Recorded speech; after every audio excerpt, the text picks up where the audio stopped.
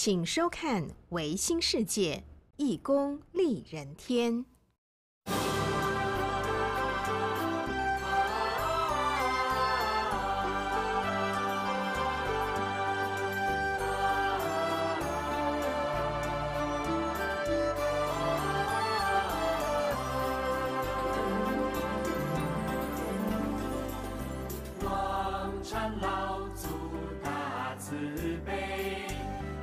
慈航为太平，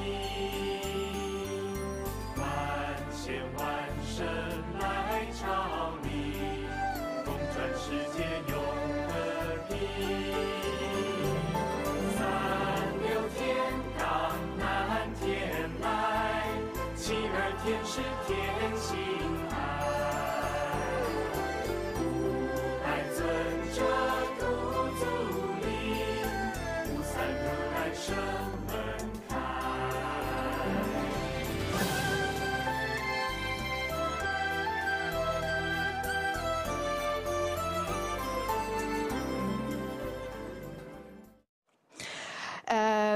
Very similar dialectics of aesthetics and strategy of looking to the future through the lens of the past is created by another artist, Yao Lu, in his series of new landscapes. As you see, they are also digital chromogenic photographs, which also pay homage to traditional style of Song Dynasty landscape painting, and especially of Northern or so-called academic school of green-blue style, which you see on the left original. But the vivid lushness of trees and freshness of water are here replaced by mounds of garbage covered in blue-green netting, which is carefully arranged with the help of photo editing software. Because according to Yao, it constitutes a constant visible environmental feature in the everyday lives of Chinese city dwellers. So by fabricating or distorting images, he reinvents garbage as a symbol of civilizational excess into a natural phenomena. And here, like in young urban landscapes, we can discern the same interconnectedness of reality and illusion, of beauty and ugliness, of surface and depth. Because lush-seeming hillsides are actually green mesh-covered mountains of debris. A flowing river is revealed to be a road winding around mounds of rubbish, and rocky outcrops are broken chunks of concrete. So by concealing reality, those piles of garbage, Yao Lu illustrates how connections between nature, beauty, and environmental health are socially constructed, often on the basis of appearances. And his transformation of environmental degradation into nostalgic renderings of natural beauty actually raises the question of whether the new China, like Yao's fabricated scenes, is built on falsehood. So, how meaningful for today Dao self-cultivation and aesthetics are those post-industrial landscapes? They seem for me meaningful in few aspects. First, they seem meaningful when taken exactly in contrast with traditional landscapes, because such juxtaposition of traditional and post-industrial or anthropocenic scenes prompts us to see more clearly those dramatic changes of our planet and condition of environment, or ascesis of Anthropocene, which too often are not so readily seen or identifiable. In other words, those double landscapes as yin and yang reveal and focus on the perception of change or transformation, Yi or 变化, which is one of the most important aspects of Taoist alchemy and I Ching, and it's also this change is recognized in a new ecology, which is focused now more on indeterminism, instability, and constant change of ecosystems or nature, instead of cosmic unity and equilibrium as it was before.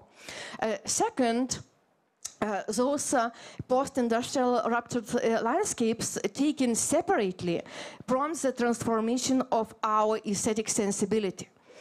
Because Anthropocene is characterized by some theoreticians not only as a new geological epoch and a crisis of thought, but even more as an aesthetic phenomenon or epoch, which reshapes significantly our perceptions and cognitions of the world and environment. In other words, an aesthetics of damage in the Anthropocene and a new concept of the natural world as historical, societal, and subject to human interventions demands a way of living with harm and not dissolving the place that is harmed. And it requires a new meaningful comparative aesthetic judgments about natural beauty and environments. Raising even more fundamental question about the possibility and validity of negative aesthetic values. And such a negative or new aesthetic sensibility is embodied in classical Taoist concept of emptiness or bluntness, dullness, indifference, done. Which I could see in some of those pictures. And third, those urban as natural landscapes refresh in a more illustrious, artistic, and sometimes shocking way traditional Taoist view of nature as non-separable from culture, which is also emphasized by Wang Liping, very famous teacher of Chongzhen school in his biography, namely actually in the last lessons given by his teachers when he was going to leave them. I quote those words of his teachers to my students every time, that you have to live to learn to live in the dust, in the dusty walls, instead of going in the mountains. So my conclusion. Those examples of Chinese eco art actually they reveal far more complicated relations of human and nature compared to traditional Taoist or modern Western thought. Surprisingly or not, many elements and ideas of Taoist aesthetics embodied in this post-modern or eco-landscape art seem akin to the global aesthetics of Anthropocene. However, there is no any simple or unambiguous answer to my second question, how those renovated shanshui can contribute to the general impact of eco-art in transforming human thought and behavior. Because on the one hand, as some researchers claim, it is doubtful whether human beings today can still follow Zhuangzi's advice to suspend their critical judgment, since the internalized ideals of harmony and unity with nature promoted by Zhuangzi and embodied in classical Shanshui Hua appears to drift farther and farther away from us today in our increasingly disenchanted reality. On the other hand, some studies of psychological effect of climate art reveal that it is art that offers solution, and artworks that emphasize the beauty and interconnectedness of nature that have the most emotional and cognitive impact on viewers to encourage climate action. Because such art might emphasize the eternal values we will in all likelihood retain and even augment.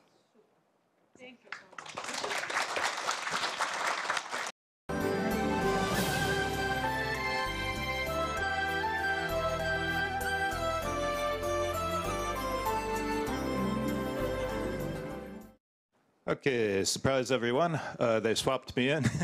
It will not be Professor Ko or Professor Bay presenting today. They've asked me to do that on their behalf. So, yes. Pay attention to which lady? Oh, yes. Oh, okay. I'm also using a timer here. I'm cheating. So. All right. So today I'll be talking to you about research on the cultivation of mind and body in Daesun thought. This was a paper that was co-written by Professor Ko and Professor Bai. I've seen the paper, and actually I did start translating it, but I did not finish it. There were too many things at the end of this month. A PowerPoint presentation was prepared by one of my colleagues, and then I translated it recently. So I don't have a piece of paper that I'll be reading off of today. I'll be doing this more loosely. So I'm thinking it might actually lead to a better result. We'll find out shortly, I suppose. Okay, let's see. Oh, great, now it's working. Okay, in terms of just introducing this topic, so the focuses are twofold. There will be focus on cultivation of the mind and also cultivation of the body. This is from the perspective of Daesun thought. There will be some overlap with Taoism, and in light of the conference and its themes, we were trying to emphasize the different points of convergence between Taoism. So we will be giving some time to the Taoist precedents. The section that's listed as support, this will be in terms of the scripture of Daesun Chili Hui, the canonical scripture. If you were looking for where these topics are covered in the scripture, we'll be providing examples. For example, with regards to cultivation of the mind, that would be covered in the area known as the Declaration of Awakening, the Gakdomun. And the support for cultivation of the body primarily comes from part of the doctrines known as the Sakangyong, the Four Cardinal Mottos. For meaning of cultivation of the mind, there's seeking and finding one's spirit would be kind of the simplified way of introducing this. And in terms of the basic meaning of cultivating the body, it's the proper practice of the three essential attitudes, so sincerity, respectfulness, and faithfulness. Beyond just having a meaning, though, these are also cultivation techniques that have kind of an ultimate purpose. And to that extent, cultivation of the mind would cover guarding against self-deception and recreation of the inner spirit, whereas cultivation of the body is concerned with realizing earthly immortality and the renovation of human beings. Okay, moving on to cultivation of the mind and Daesun thought. Actually, when these points become very, very clear in scripture, it comes with the second figure in the lineage. You can certainly find precedents in the teachings of Master Kangjong-san, but in the second figure in the lineage, Dojunim Chojong-san, he founds a religious order known as Mugokdo in 1925, and at that point he reveals a long list of doctrines. One thing that's of interest is the doctrines in Daesun Chili Hui especially, but also in many Korean new religious movements, is that they're well designed with the idea of chunking. Do people know about this memory technique? Maybe some people know of chunking. So chunking are lists of things that occur with like a maximum number of roughly 6 or 9. And because of this, they're very easily memorizable. If you were to look at any of the doctrines of Daesun Chili Hui, you would find that the lists are numbered and that usually it's less than 6 or certainly less than 9. Anyhow, Mugokdo was founded in 1925, and that's when a lot of these doctrines came about. The Four Cardinal Mottos is a good example, and the three essential attitudes were also revealed at that time. Quieting the mind is one example of one of the Four Cardinal Mottos, Anshim. And let's see, quieting the mind is a matter of calming the mind such that a person's goals can be accomplished with minimal effort. In this regard, it kind of reminds us of the Taoist idea of Wu Wei. So, the Declaration of Awakening and the Charter for Realizing the Tao are two texts wherein we can more deeply understand cultivating the mind in Daesun Chilihui. I translated this verbatim, the way it was received, and it says that these were composed in 1928. I actually think that Gakdomun, the Charter for Realizing the Tao, was probably released by Dojunim in 1925 or maybe 1926. But it is correct that the Declaration of Awakening, the Poyomun, was in 1928. So. Okay, cultivating the mind according to quieting the mind. And that's one of the 4 cardinal mottos. So first we can consider the importance of quieting the mind. So the mind in Daesun thought, and this will harken back to if people have studied Buddhism previously, this will seem very familiar, but the mind is credited as being the controller, the Kyuhan. And each person's behavioral functions are dictated by the mind. So the goal of quieting the mind is that if a person's able to keep their mind pure and devoid of negative emotionality, then they can achieve their aims more easily. There are various cultivation methods for the mind, and these are that people do not betray their spirit or their consciousness, and that they attend to the task of achieving their goals. The meaning and aim of cultivating the mind, these are explored, as I mentioned before, in 2 texts that can be traced back to, whoops, I just skipped, didn't I? Where was I? After that, huh? This one? Okay. No. Okay, very good. Thank you, Bernadette. Helped me out immensely. All right. So as I was saying, these can be traced back to the second figure in the lineage, to Jo Jong-san. But he releases this document, if you will, called the Declaration of Awakening. And some of the points that we can highlight that relate to cultivation of the mind in the Declaration of Awakening is the meaning of cultivating the mind is to find one's spirit, and the purpose of mental cultivation is to achieve a deeper sense of spirituality. Therefore, practitioners should exert their utmost sincerity and respectfulness, kuksong kukyong, strive for their utmost faithfulness and virtue, chishin chidok. So the Charter for Realizing the Tao is a different text which occurred a little bit earlier in time, if memory serves. And some of the points that can be taken from this are cultivation of the mind comes from the discovery of methods for mental cultivation. Methods for mental cultivation appear in the methods described by sagacious figures. So in this document, he traces it back to the doctrine that he was releasing at that time, which was his own kind of creative summary of the previous thought by Master Kang Jong-san. But he also traces it back older in time to different sagacious figures who have come before. Another area that we can find themes about cultivation of the mind come from the preface to the commentary on the Book of Documents. This is a much older classical text coming to Korea from China.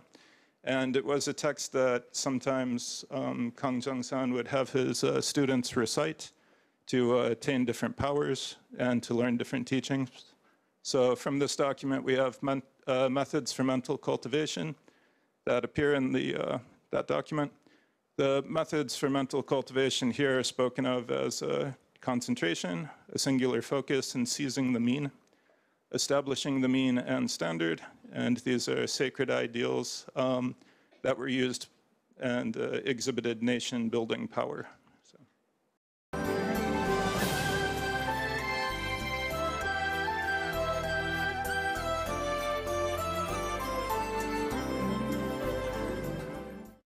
There we go.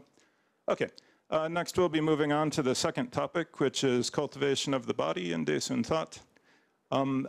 once again, this is an instance where I translated things verbatim, but upon looking at this more closely now, I think this might be a typo.